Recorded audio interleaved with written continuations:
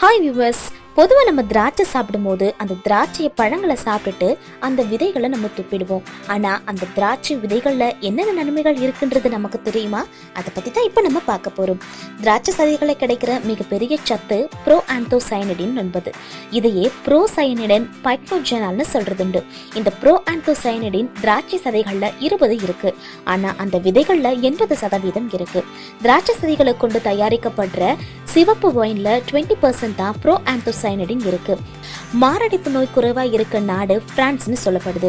அதுக்கு காரணம் திராட்சை பழத்துடைய ஒயினை அவங்க அதிகமா பயன்படுத்துறது தெரிய வந்திருக்கு.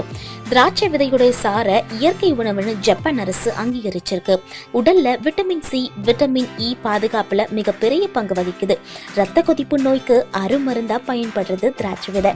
ரத்த குழாய்கள்ல இருக்க கொலஸ்ட்ராலையும் கரைக்குது. சர்க்கரை நோயாளிகளுக்கு கால்ல மறுத்து போகும் தன்மை, கண்புரை வளருதல் ஆகியவற்றை தடுக்குது.